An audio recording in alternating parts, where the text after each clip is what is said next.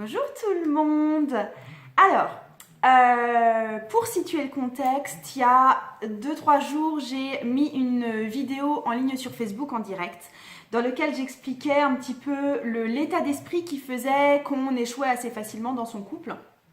Et en fait, là, je fais cette vidéo sur YouTube pour revenir un petit peu sur ces notions-là, mieux les expliquer parce que honnêtement, je suis pas complètement satisfaite de moi. Je trouve que j'aurais pu être plus pertinente. Et j'ai aussi, l'autre raison aussi pour laquelle je refais cette vidéo ici, c'est que très honnêtement, je suis de moins en moins à l'aise avec l'outil Facebook. Je suis en train de shifter tout doucement vers, en donnant beaucoup plus d'importance à mon compte Instagram, à mon compte YouTube. Enfin, c'est quelque chose que j'investis de plus en plus massivement au détriment de Facebook. Et donc voilà, c'était aussi pour ça que j'avais envie de faire cette vidéo et d'être plus alignée avec les médias que j'utilisais en fait. Mais bon, bref, cette vidéo, c'est pas une vidéo sur les supports que j'utilise. C'est, en fait, j'avais envie de parler d'un certain mythe qui veut que réussir dans son couple, ben, c'est une question de volonté, c'est une question de donner un maximum d'amour et c'est aussi de faire des compromis dans la vie quotidienne. Et en fait, il y a une croyance générale qui veut que si on fait l'effort de montrer à notre partenaire qu'on l'aime quoi qu'il arrive et si on fait des compromis pour notre vie à deux, eh ben déjà notre partenaire aura naturellement tendance à faire pareil, du coup on va trouver vite un équilibre là-dedans et ensuite ben, tout simplement on aura le couple rêvé, tout ce qu'il nous faut, etc.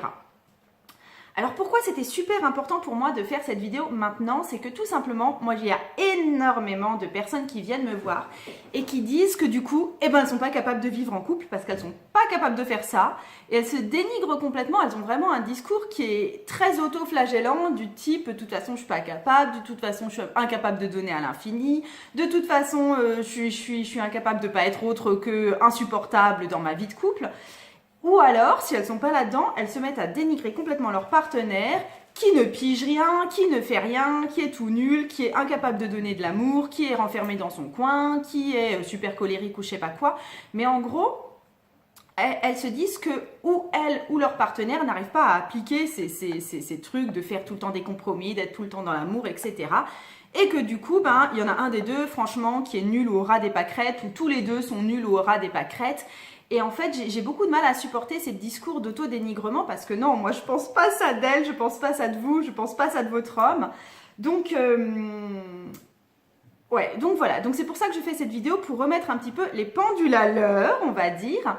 Parce que, donc, moi je m'appelle Margot et je propose aux gens qui en fait sont vraiment empêtrés, englués dans leurs problèmes de couple, qu'ils soient en couple ou qu'ils soient célibataires, je leur propose en fait de retrouver leur intégrité dans le domaine amoureux et de retrouver aussi leur intégrité pour eux-mêmes, parce que c'est ça qui est important pour moi.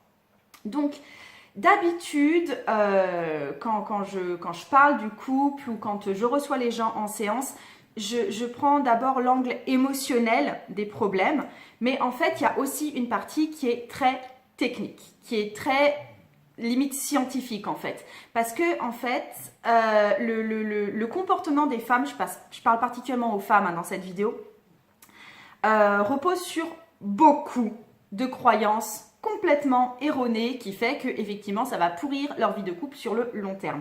Donc il y a beaucoup de personnes qui viennent me voir qui sont bloquées dans des comportements qu'elles conservent parce qu'elles pensent que ce sont les comportements qui sont les meilleurs, qui sont les plus justes, qui sont exactement ce qu'il leur faut. Et donc elles persistent et du coup le système finit par s'écrouler ou par stagner ou par pas être satisfaisant du tout.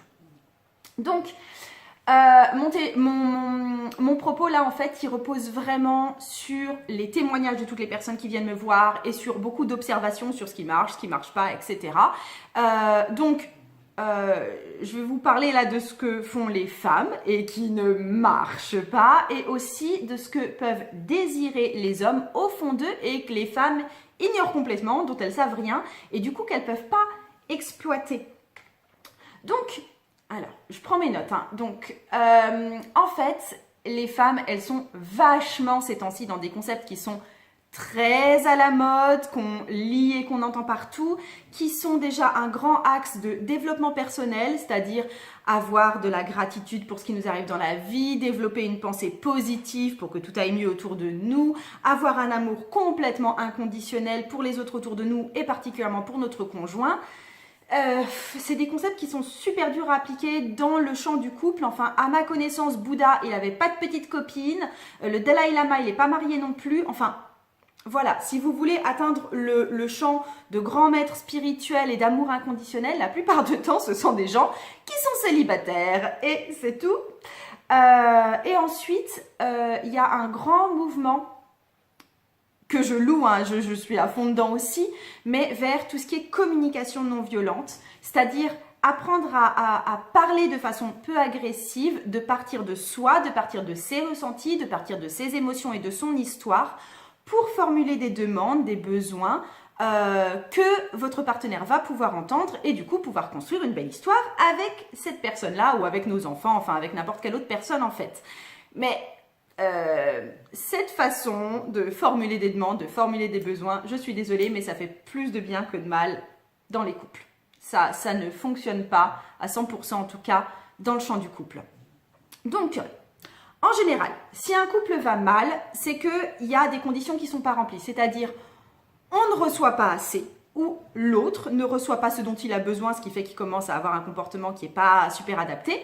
Ou alors, il y a un grand écart entre le couple rêvé qu'on a dans la tête et ce qu'on a pour de vrai. Ou alors, il y a aussi le fait qu'on se place dans une logique de demander pour obtenir ce qu'on a besoin, ou on se place dans une logique de donner plus, là aussi pour être dans un principe de réciprocité et en fin de compte, obtenir ce dont on a besoin aussi. Et tout ça, ça marche pas terriblement. Mais en fait, pour résoudre ces problèmes-là, pour avoir enfin ce dont on a besoin et pour apporter à l'autre ce dont il a besoin aussi, parce que la plupart du temps, si on est amoureux, on a envie que l'autre y soit bien aussi, on a deux idées de base, d'accord?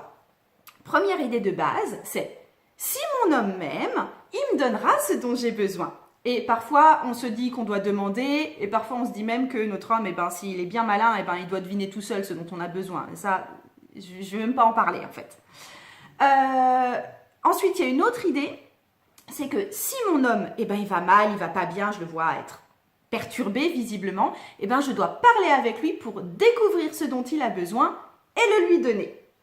Et en fait, si tout ça, si ces deux idées-là sont vraies et que je remplis ces deux conditions-là, mon couple, il va aller super bien et ce sera juste trop super. Donc, ouais, conclusion. Pour que mon couple aille bien, c'est une question de dialogue, c'est une question d'être transparente et c'est une question de bonne volonté. Ok? Chez les deux. Si vous m'écoutez, vous en êtes peut-être à cette conclusion-là dans votre vie de couple. Ok? Et en fait, vous vous centrez toujours sur cette même approche, avec des manières différentes, avec des petites techniques différentes, avec des mots différents, mais le fond est toujours le même. Pour que votre couple aille bien, il faut du dialogue, il faut de la transparence, il faut de la bonne volonté. Je vais vous dire maintenant ce qui se passe en réalité quand vous mettez ça en application dans la vraie vie. Donc l'idée numéro 1, c'était si mon homme m'aime et que je lui demande ce dont j'ai besoin, il va me le donner. Ça, c'est ce que vous pensez. Mais en fait, ce qui se passe pour de vrai, c'est que vous allez lui demander quelque chose et ce que lui, il va entendre, c'est « tu n'es pas parfait, tu ne fais pas tout bien pour moi ». Égal. Je ne t'aime pas vraiment pour qui tu es, je ne t'admire pas complètement, tu n'es pas l'homme parfait à mes yeux. Et du coup, votre homme va se sentir découragé et il va faire preuve de mauvaise volonté. Et du coup, vous allez forcément avoir le résultat inverse à celui que vous escomptiez au départ.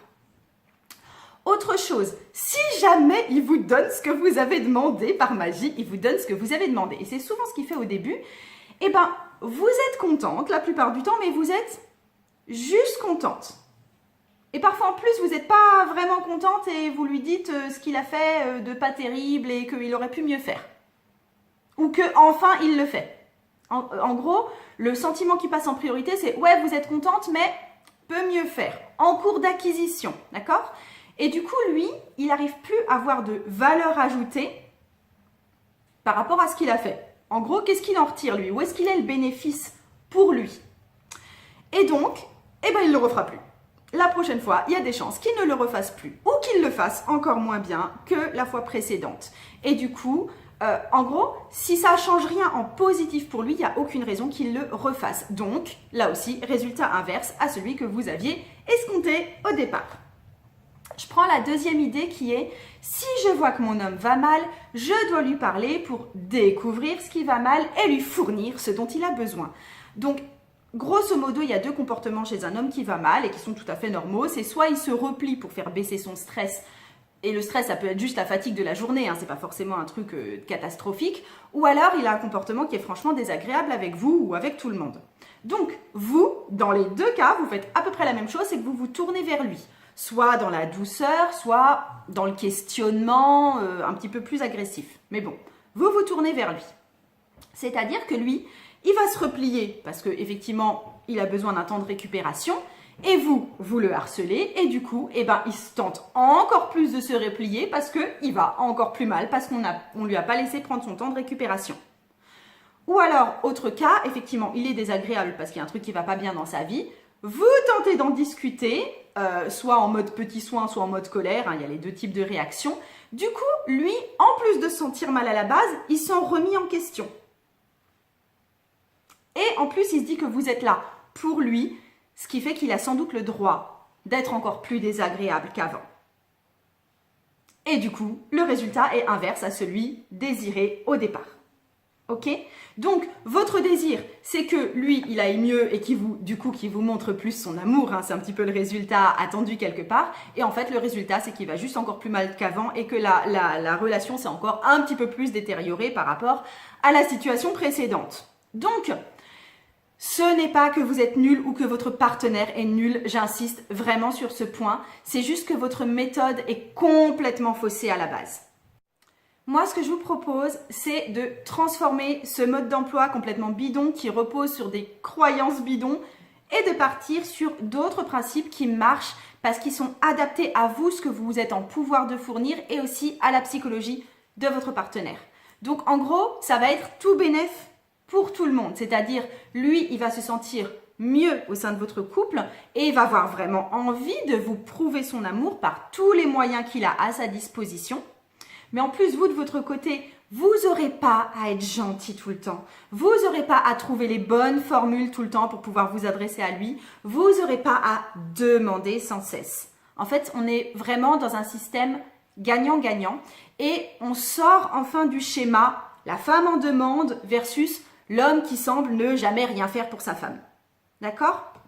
Donc, le déséquilibre que vous vivez dans votre couple, il ne se situe pas au niveau de l'amour, il ne se situe pas au niveau de la volonté, soit chez vous, soit chez votre homme. En fait, je pars vraiment du principe que lui, il vous aime et je pars vraiment du principe que vous l'aimez. Mais par contre, il y a un gros déséquilibre au niveau de la compréhension que vous avez de ce que lui peut vivre et inversement. Et du coup, j'apporte des clés pour ça et donc des clés pour changer de comportement. D'accord ? Donc, n'hésitez pas à poser des questions sous cette vidéo ou même en message privé, comme vous voulez, parce que en fait, c'est pas dur de donner de l'amour et de recevoir de l'amour, mais par contre, c'est super dur de se défaire d'une certaine logique qui, comme je viens de vous le dire, était assez illogique quand elle est appliquée dans la vraie vie. Et c'est super dur de se défaire de certaines croyances et de certains comportements qui sont super ancrés depuis longtemps. Donc, c'est pas que vous manquez de volonté, c'est pas que vous débloquez, c'est pas que vous êtes désagréable, c'est pas que vous êtes nul, c'est juste que vous n'avez pas ces savoirs de base en fait. Donc, je vous propose là le cours collectif en ligne Ensorcelez-le. En fait, vous avez plusieurs façons de travailler avec moi si vous avez ce type de problème, si vous vous reconnaissez dans ce que je vous dis. Donc, il y a le programme, mon cours en ligne qui s'appelle Ensorcelez-le et qui est en vente là maintenant et jusqu'au 3 février seulement, le soir. Et donc, vous recevrez encore en fait des vidéos de cours en ligne sur 4 semaines. Vous étudiez ça au rythme où vous voulez.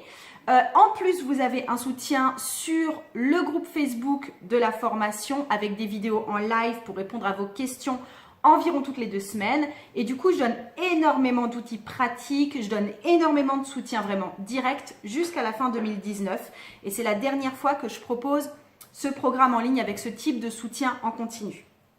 Et sinon, vous avez aussi, vous trouverez ça sur mon site internet, mon pack de 3 rendez-vous que vous pouvez prendre soit à 2, donc en couple, soit vous toute seule. Si vous ne savez pas si ça vous convient exactement, si je vous conviens exactement, si votre problème correspond à ce que moi je propose en général un appel gratuit de 15 minutes pour vraiment être sûr. Mais après, je me base quand même sur la même méthode, mais il va y avoir en plus un suivi vraiment personnel et on va aller au fond des choses pour vous, très personnellement, avec des outils vraiment appropriés à votre cas, à vous. Voilà ce que je voulais vous dire aujourd'hui. J'ai beaucoup parlé. Je vous souhaite une excellente journée. Je vous dis à très bientôt. Salut, salut!